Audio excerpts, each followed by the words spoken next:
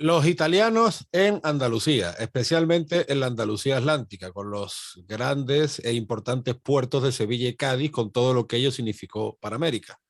Es muy poco conocido el hecho de que tanto Sevilla como Cádiz, especialmente, pues fueron dos especies de piccolas Italias o de Little Italy, como se dice en Nueva York, y eso ya ocurrió en España, concretamente en esta zona del suroeste de la península ibérica, y desde antes de la llegada de Colón a América.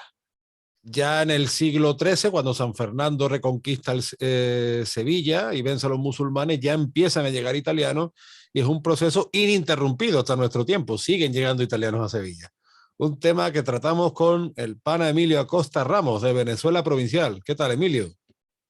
Hola Antonio, bueno, antes que nada, una vez más agradecerte la invitación a tu programa de YouTube, Antonio Moreno Ruiz, y sí, vamos a estar hablando, ¿no?, de esta presencia italiana en la Andalucía, y como tú bien dices, viene de larga data el enraizamiento de italianos en general y genoveses en particular, porque hay que decir que como que fueron los primeros, ¿no?, en llegar eh, a la sociedad castellana desde la Baja Edad Media, ¿no?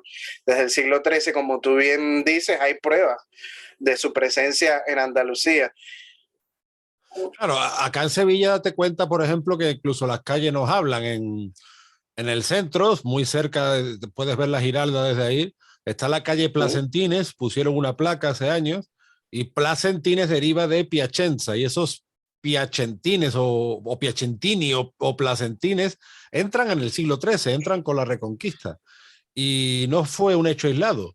En Sevilla los genoveses tuvieron un mercado, que era la lonja de los genoveses, en una zona muy importante, donde está actualmente el Banco de España. Claro, esa zona ha cambiado mucho porque se hizo el ensanche, como todas las ciudades, sobre todo entre los siglos XIX y XX, y desapareció la que era originalmente la calle Génova, que ahora es toda la avenida. Esa avenida ha tenido mil nombres: Avenida José Antonio, Avenida de la Constitución, la Avenida de la Catedral. En Sevilla todo el mundo le dice la avenida.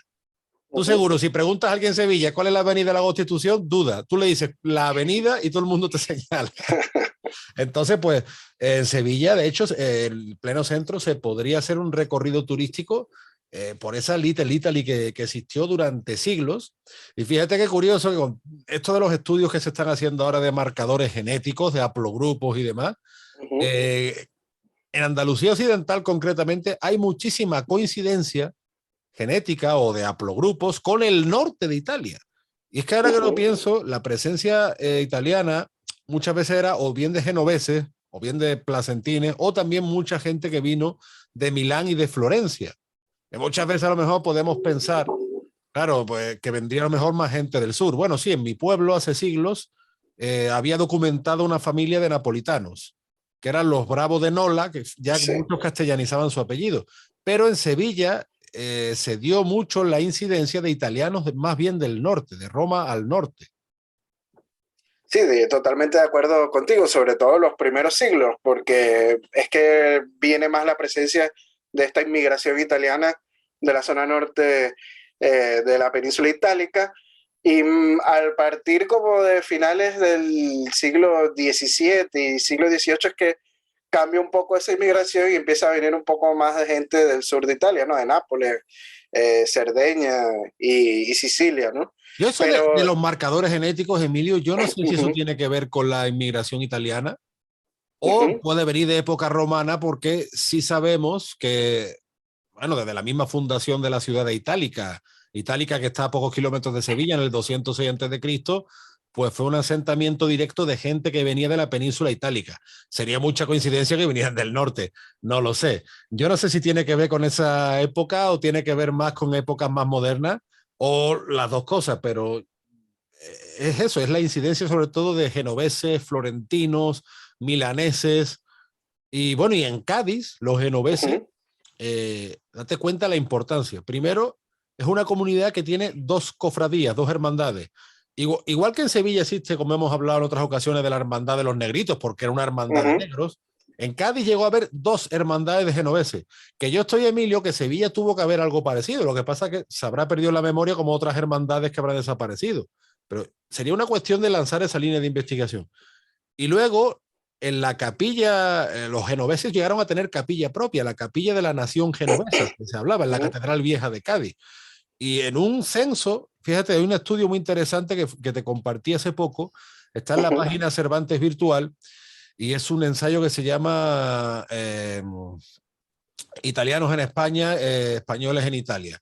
Un encuentro de investigadores y concretamente por Patrizia Micozzi, pronunciación más italiana, se dice la personalidad y la obra de José García de la Huerta en el contexto de la cultura hispano-italiana del siglo XVIII. Y eso es un artículo, y el otro artículo es la presencia, eso, españoles en Italia, italianos en España.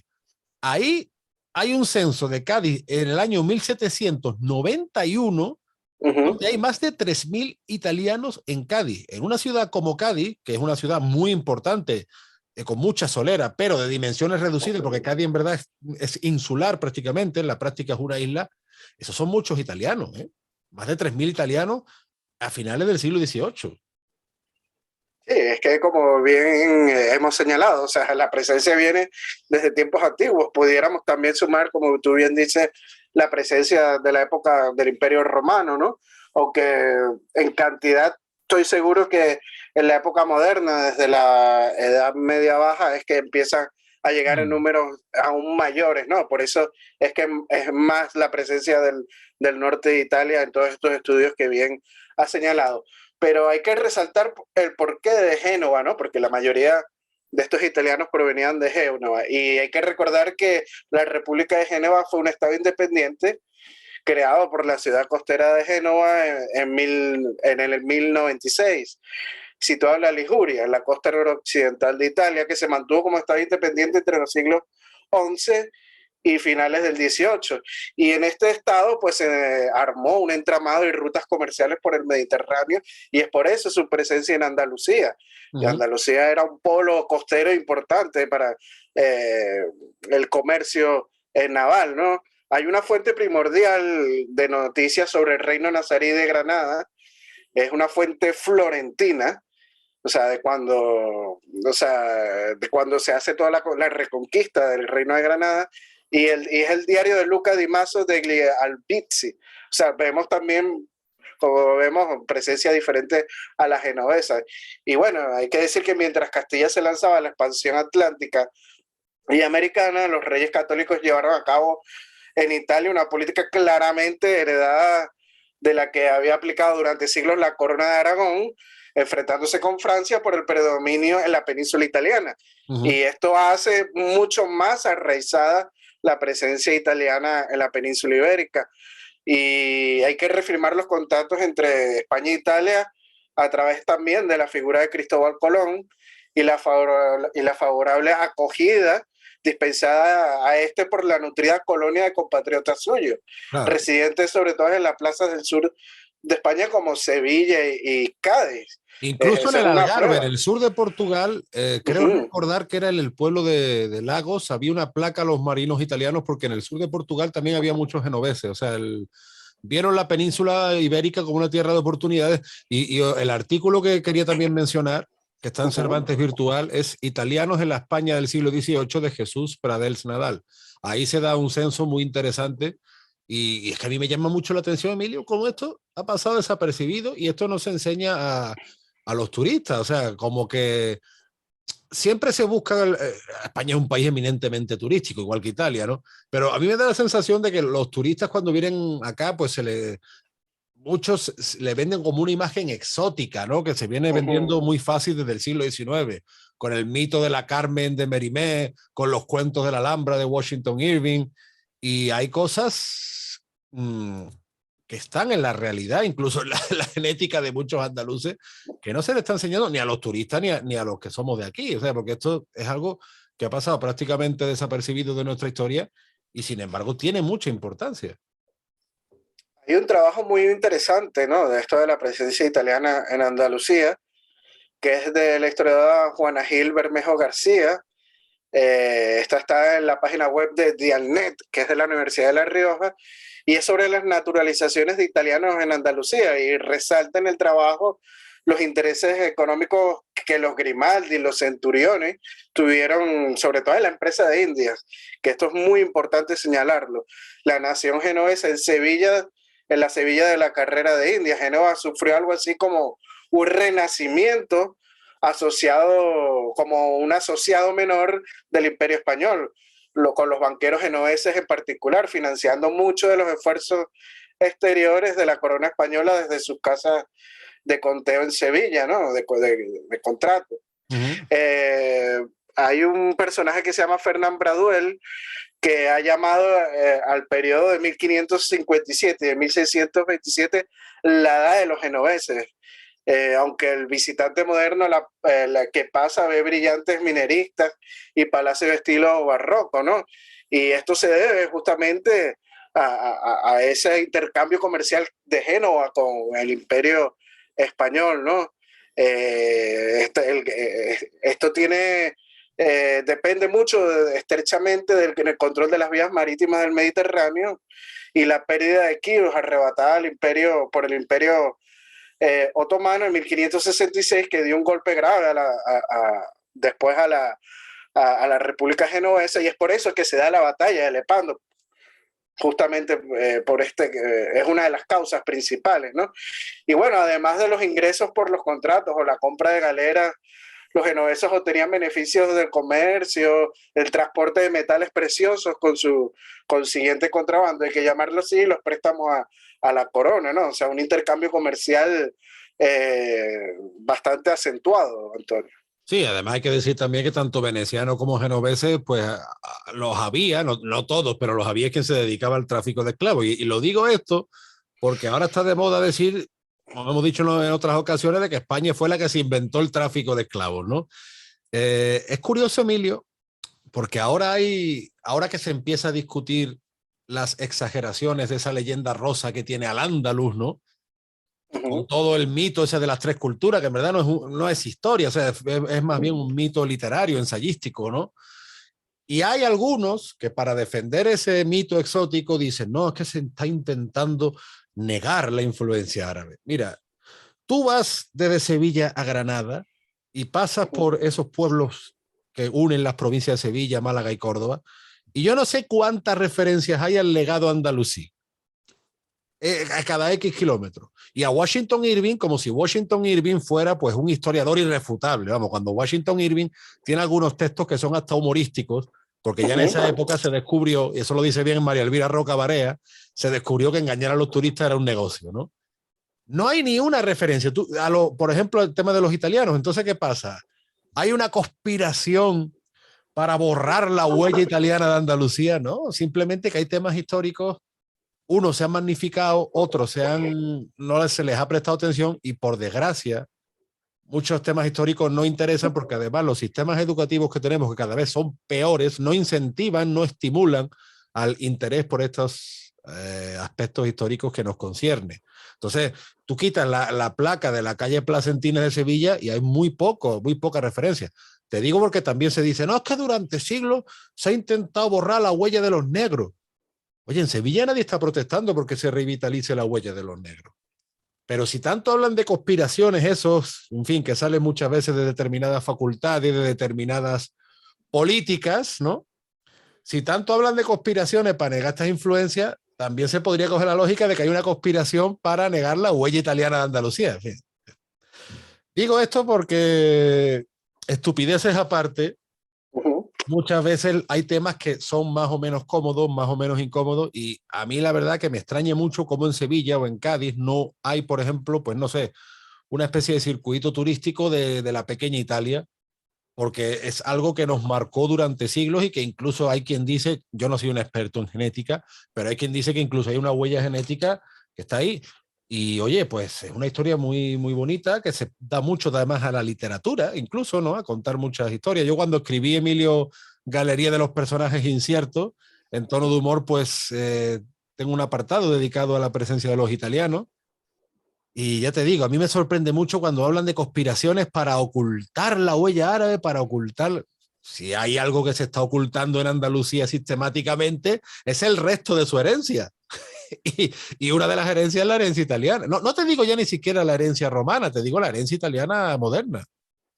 Sí, por supuesto. Y es normal que sucedan estas aportaciones de diversos grupos humanos, sobre todo a la ciudad de Sevilla, porque como hemos dicho en otros podcasts, pues Sevilla fue prácticamente una ciudad cosmopolita, ¿no? Como lo puede ser Nueva York hoy en día, y gracias Sí. sobre todo a la empresa de Indias.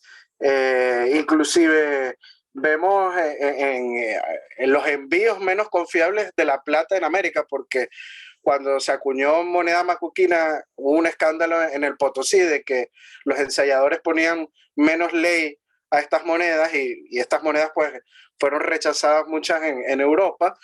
Pues estos envíos menos confiables de plata de América fueron trasladados rápidamente de Sevilla a Génova para proveer capital para las nuevas empresas comerciales, ¿no? Que estaban surgiendo en aquel momento. O sea, vemos la fuerte conexión que hay de Sevilla con el norte de Italia. Y esta conexión con Génova, pues la decadencia de España a finales del siglo XVII, con las sucesivas bancarrotas con los Austrias, cosas que no se habla mucho, ¿no? Ahí las dado, ahí las dado. Sí, pues hace que los genoveses pues vayan cambiando un poco su mira, ¿no? Su punto. Se da un declive mercantil y la pérdida de la autonomía consular también, ¿no? Un empobrecimiento de los banqueros y también la falta de protección española hicieron que paulatinamente pues fueran favorables a la liga que en vez de España con Francia, ¿no? Cambiaron después su punto estratégico. Pero después, como hemos hablado al principio del podcast, se da un cambio, ¿no? Con una fuerte inmigración desde el sur de Italia, gracias sobre todo a las políticas borbónicas del siglo XVIII, que ya empiezan a llegar pues napolitanos, sicilianos y gente de la isla de Cerdeña pues a Andalucía, y no solo a Andalucía, sino a muchos puntos de claro, España. Madrid, el Madrid borbónico, especialmente en la época de Carlos III, estaba lleno de italianos y además con puestos de responsabilidad y ya como tú dices, ya gente que viene de Cerdeña, que viene del sur, Sí. que viene de todo el actual territorio italiano, Y, porque hay que insistir siempre en ese punto, Emilio. El pacto de familia borbónico no solo era una cosa concerniente entre Francia y España, sino que hay que extenderlo hasta Parma y Nápoles. por supuesto, y todos esos italianos que también vemos en el Nuevo Mundo, en América, sobre todo en partes como el Virreinato de Nueva España o la Capitanía General de Venezuela, tenían que pasar, estaban conectados con Sevilla, con Andalucía, con Sevilla y Cádiz. O sea, vemos aquí la importancia que tiene Andalucía para los italianos, ¿no? O sea, que el paso anterior a establecerse en las Indias pasaba justamente por Andalucía. Es que, por ejemplo, a día de hoy, Emilio, que tanto se discute el origen de Colón, porque Colón, bueno, se aceptaba que era genovés, pero ahora se dice que no, que si era gallego, que si era catalán, que si era mallorquín, que si era griego, que si era portugués, que si era francés, que si era judío. El caso es que Colón, cuando llega a Andalucía, en Andalucía ya hay una colonia de genoveses potente. Sí, que lo he citado antes, que lo recibieron y lo acogieron. Exactamente. O sea que no es nada descabellado, porque incluso en el hecho de que un genovés trabajara para Portugal, como él trabajó, tampoco es descabellado, porque sobre todo en el Algarve había muchísimos marinos que venían a la península ibérica, tanto a los dominios de Castilla como a los dominios portugueses, para hacer fortuna, porque había muchísimo trabajo. Portugal se estaba echando al mar, Castilla se estaba echando al mar, y ya en el siglo XV se configura el Atlántico como el mar del futuro. Hay que tener en cuenta que el descubrimiento de América deja el Mediterráneo como un poco atrás. Naturalmente el Mediterráneo siempre va a ser importante. Sí, claro, pero las ahí, conexiones comerciales son increíbles de un lado al otro claro, del además el Mediterráneo. Mediterráneo es como una calle ancha, está todo Sí. conectado. No, pero lo que pasa es que, claro, comparado con el gran volumen comercial que genera un continente como América, desplaza en importancia al Mediterráneo, pero el Mediterráneo sigue importando. Claro, ¿no? Y los italianos, como están en el centro del Mediterráneo, tienen un pase al Atlántico a través de Sevilla y Cádiz, ¿no? Es la importancia estratégica y es lo que dice el amigo Francisco Núñez del Arco, que tantas veces citamos. Ahí empieza esa civilización occidental y atlántica, que realmente es la hispanidad. O sea, la hispanidad es eso. La hispanidad se inicia como una civilización occidental y atlántica, con raíces muy mediterráneas, pero ahí cambia el mundo. Y muchos italianos están en ese cambio mundial que ya no tiene vuelta atrás gracias a Sevilla y Cádiz. Y están en ese cambio también gracias a la monarquía hispánica, porque como hemos hablado en otros podcasts, Italia, la mayoría de la península itálica pertenecía y estaba dentro del conjunto de reinos de la monarquía hispánica. Y es por eso que es tan importante la presencia italiana, no solo en Andalucía, sino en la misma monarquía hispánica. Correcto. Pues como siempre, Emilio, un placer hablar contigo de estos temas. En fin, lo que le digo a esos conspiranoicos que dicen que aquí se está intentando negar la influencia árabe, la influencia africana, no, lo que se está intentando y se está negando son muchas otras influencias. Y lo que pasa es que, Antonio, políticamente los italianos como que no dan mucho rédito, entonces da mejor réditos a estos nuevos pensamientos de la progresía, pues otras razas, ¿no? Escúchame, no, otra raza y vámonos al norte. El otro día puse un Twitter porque había uno que ponía que los gallegos no deben ser llamados españoles porque son celtas, y el tío ponía un mapa que ligaba a Galicia con el país de Gales, Bretaña, y entonces yo le dije, digo, mira, los bailes gallegos más parecen jotas y tarantelas que otra cosa, y donde más arqueología celta hay no es en Galicia, es en Castilla.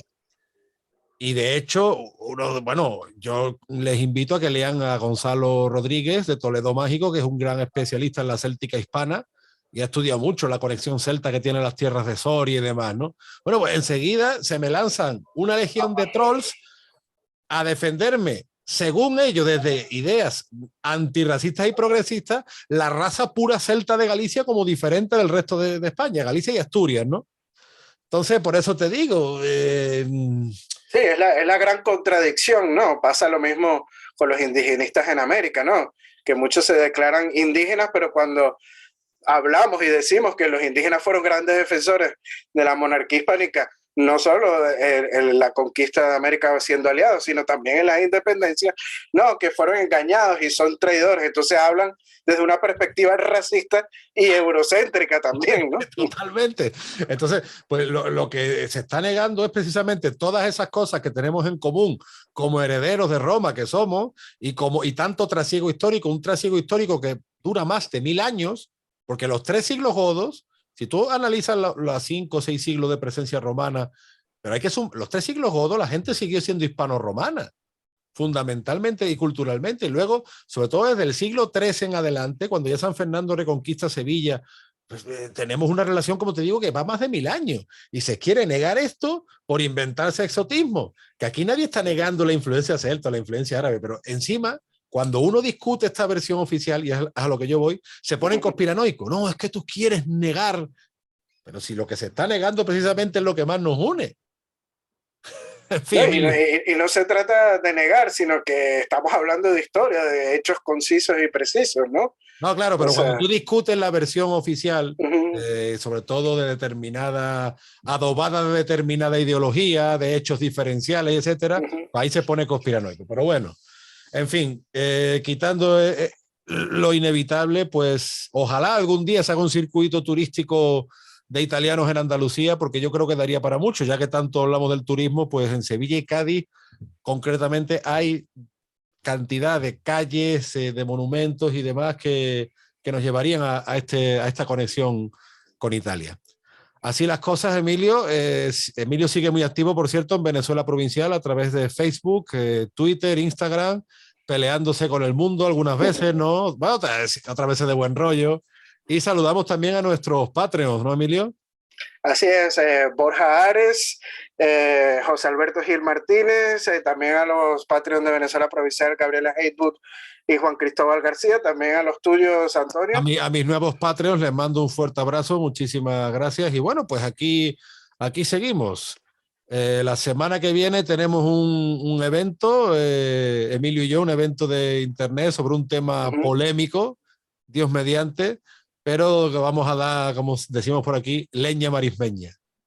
Así es, por ahí estaremos ya anunciando cuál es la sorpresa. Nada más podemos decir que es un debate de un tema candente, ¿no? Histórico, sobre todo, y de la época que nos gusta a Antonio y a mí, que es el siglo XVIII.